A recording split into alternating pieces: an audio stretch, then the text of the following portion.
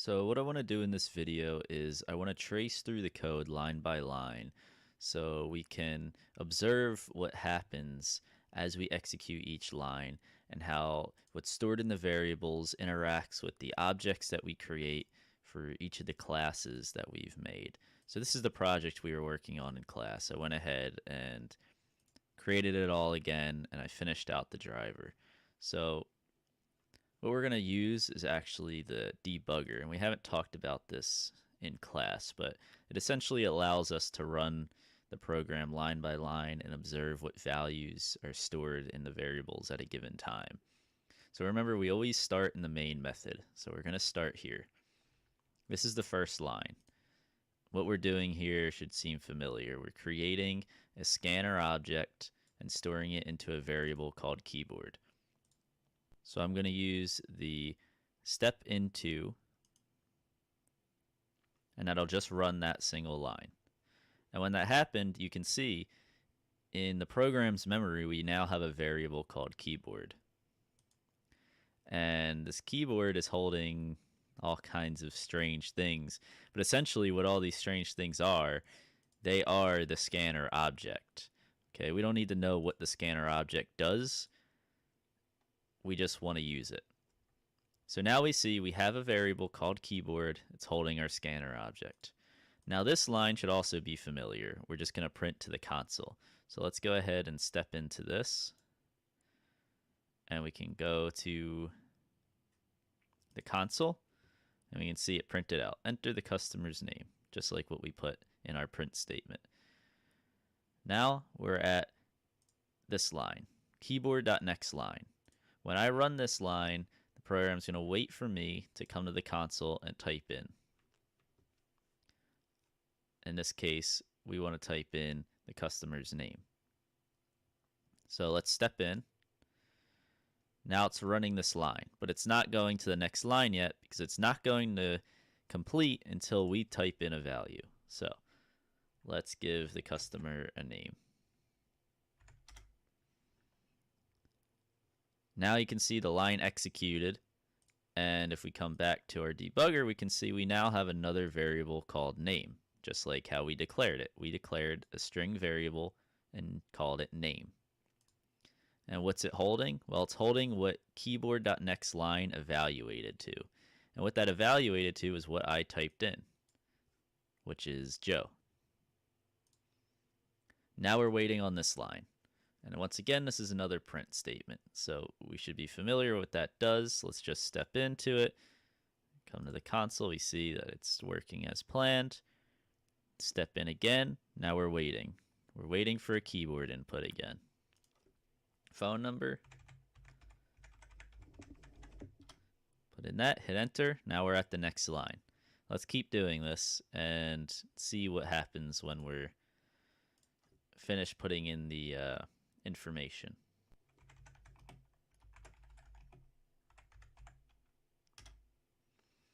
So now if we go back to the debugger, we can see we have 4 variables: keyboard, name, number, and address.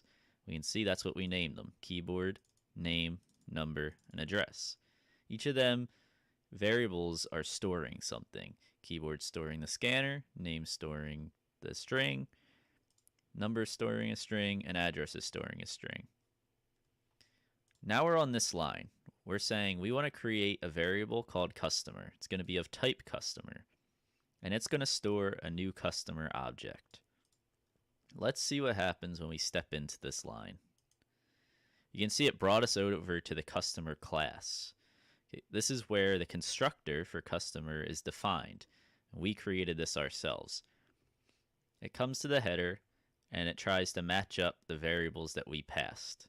So back in the driver, we passed name, number, and address. And you can remember these held these values. Now that we're at customer, we step in. These values are going to be matched. Now, we want to give this customer object a name, a phone number, and an address. We have parameters, name, phone number, and address, that are holding values here, here, and here.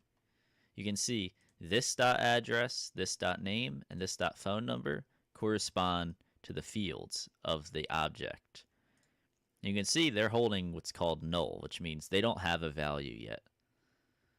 What we're going to do is we're going to assign a value. This .name is going to be assigned to whatever name is holding. In this case, name is holding my name. So let's run this line. Now we can see this .name has a value. That value is the same thing as the variable name is holding. Let's run the rest of them. Now we can see all of our fields have values now. Let's run again, and you can see it brought us back to the driver because the driver called this constructor. When the constructor was complete, it returned back to where it was. Now let's run this line to complete our customer object and store it into customer. And now we can see we have a variable called customer holding a customer object. And inside of that customer object, there is a name variable, a phone number, and an address variable, and they're all holding values. These are not the same as these variables, although they might be holding the same values and they happen to have similar names. They are not the same thing. These are all variables stored in memory. This is a customer object stored in memory with these variables.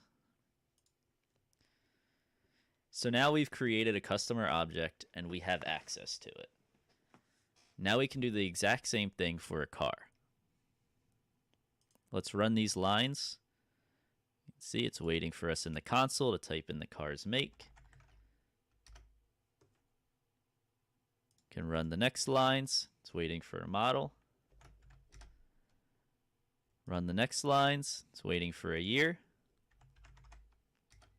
And then we will create the car object. We are passing it make, model, and year, all of which are holding values. We're passing that to the car's constructor. Let's run it. You can see we're now in the car constructor method definition. And we can see make, model, and year, our input parameters, all have values.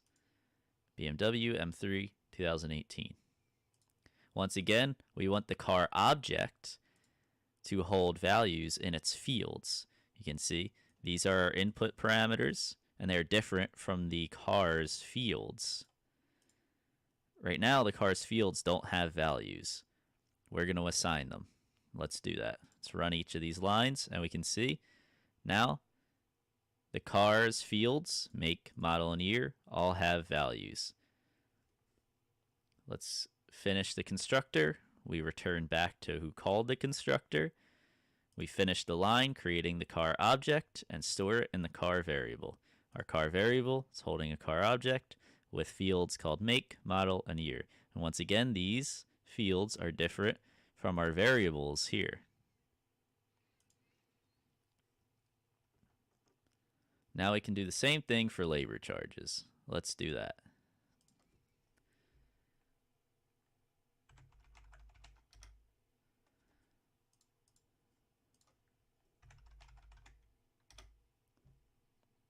Now, once again, we have two new variables, labor and parts. We stored what we typed in for labor into the variable called labor, and we stored what we typed in for parts into the variable called parts. And we're going to pass both of those variables to the service quote constructor. And then, as you'd expect, we're now at the service quote constructor's definition. So now we are entered into the service quote constructor. We can see parts charges got a value, labor's charges got a value. And these were the values that were passed. These are two parameters that now have values. Once again, we want the fields to hold these values because the parameters will disappear when we're finished with this constructor. So let's run these two lines. We set parts charges, the field, to equal what is existing in parts charges, the parameter. Do the same thing for labor charges. As we exit the constructor, we return back to where we called the constructor. We finished the line to create the service quote object. Now we have a variable called service quote, We can see that here. It's holding the service quote object. Inside of that, it's holding 3 variables. The 2 we just set, parts charges and labor charges. This third one, tax rate, is something that we didn't do in class, but I decided it would be better practice. Instead of typing in the tax rate straight into the equation, we can define a constant variable for tax rate. That way, if we wanted to change it, we can just come to the top of the program and change it right here, and it will always match in our sales tax method. We'll get there in a second. We have 3 objects. These 3 objects are instances of our 3 classes. And you can see them in our memory. Not only do we have all these variables, we have variables holding these objects. Customer variables holding a customer object. Car variables holding a car object. Service quote is holding a service quote object. Now we can use those objects to run methods, and in this case, print them out to the console. Print out results. So we're just going to run that line to give us a blank line here so it looks nicer. And we're going to print out customer. You can see it did that for us. Now in this print statement, if you remember, doing a /t inside of a string, in other words, double quotes, will actually tab the cursor once. Then we're concatenating that tab with the method customer.getName. Now customer.getName is saying, go to the customer variable. See what it's holding. Well, it's holding a customer object. Run the method called getName. And we can see getName exists in the customer class definition. There's a method. So if we run this, we enter getName. It has one statement. It says return name. Well, we know that the field called name holds a value from before. It holds my name. Return is going to say, okay, when you go back to whoever called you, send them what's held in name.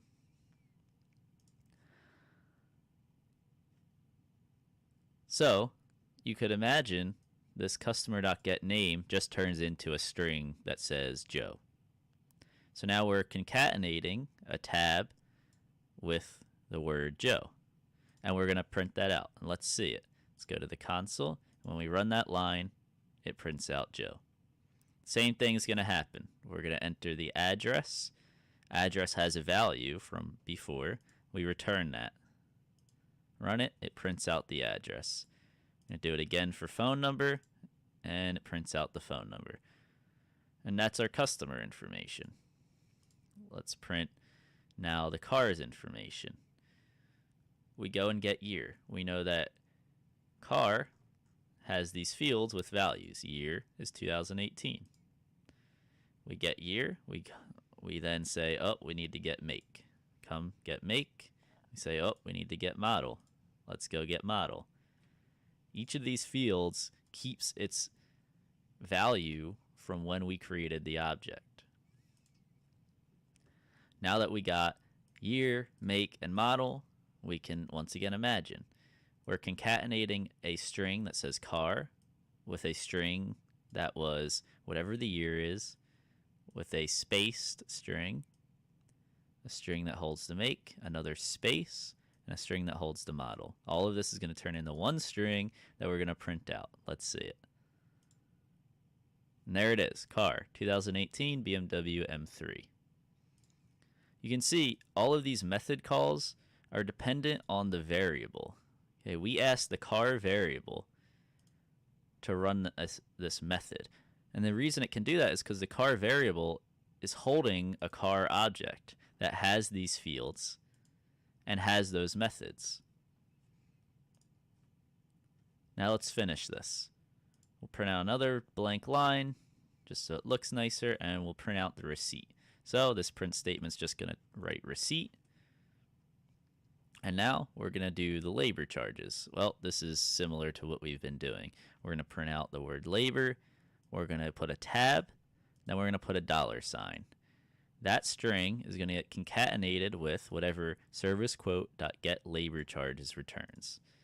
So let's run this. We're going to go into serviceQuote, and we're going to run the getLaborCharges method. The statement says return labor charges. Well, we know that this serviceQuote object that's stored in the variable called serviceQuote has values for parts charges and labor's charges. So we can get labor's charges. We return that, and we print out the whole string. You can see it says labor $199.99. We do the same thing for parts. We say service quote, the variable. Run the method get part charges. Service quote's holding a service quote object, so it can do that. We run this. We print it to the console. Now, we want to do tax. This method is a little more involved, so it's the same idea. The service quote variable is holding a service quote object.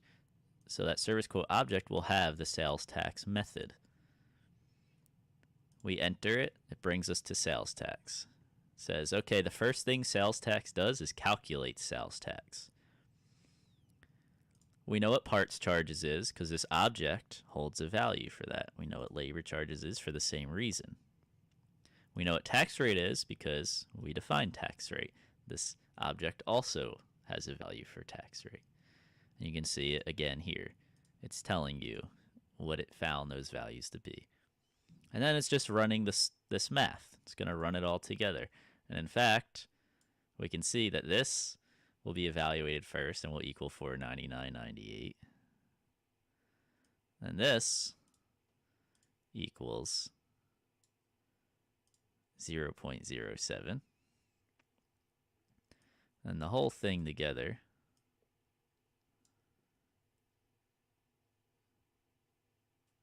should equal about $34.99 or $35, depending how we round. Let's run that line.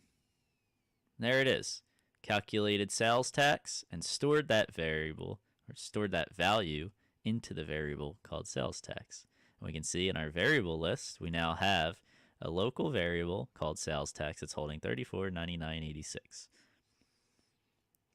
Now we just want to return that, just like we were returning parts charges, we're returning sales tax here. We have a value for sales tax, so we can send that back. Let's run that line. We send it back. Let's print it out. See what happened. We printed it out. Tax $34.99.86. Normally we would round that or do something to make it match a typical currency value, but just for example, we're going to ignore that. Now let's do the total. We're going to do the same thing. We're going to enter the method called total charges that exists in the service quote object held by the service quote variable. Let's enter it. And let's see what happens. Parts charges that knows is equal to $299.99. Labor $199.99. Again, the object is holding these values. And then we're calling the sales tax method. Again, within the total charges method, we need sales tax. So we're going to call the sales tax method. Let's see what happens when we run this line. You can see we jump to sales tax now. We need to calculate sales tax before we can do this line. So now we're in a whole nother method. We saw how this operated already, so we can just go next and say, okay, well, sales tax, of course, is $34.9986 again. We aren't going to return it. Again, that means send that value back to whoever asked for it. In this case, this right here asked for it. So now the value is going to be whatever we just returned. In this case, it was the $34.9986. We're going to add all of that together, and we're going to get a value. Let's see what that is. Ends up being $534.9786. That's stored in the variable called total charges. We can see we have that now. We have a variable called total charges, and this is a local variable, only existing in this method. Now we want to return it. Run that line. It says, okay, bring that back to whoever called me. Now we can concatenate the string that's holding total, a tab, a $sign, concatenate that with whatever total charge is returned. Let's do that. You can see it printed out exactly what total charge is calculated to be. And we'll print out a blank line and finish the program. And you can see we're done. Program finished. And what do? We typed in all this information. We stored it in different objects that were modeled by these classes. And then we used methods inside of these classes for each of these objects we created. And in this case, printed out values. But we could have done anything with those objects. We could have used them in a whole different system if we wanted to. It just so happened that this is the goal of this program. So I hope that this made a little bit more sense. I hope that you could see how variables interact with each other, how objects exist as sort of a collection of variables and methods, and how values are passed around between different variables and different methods and between the objects.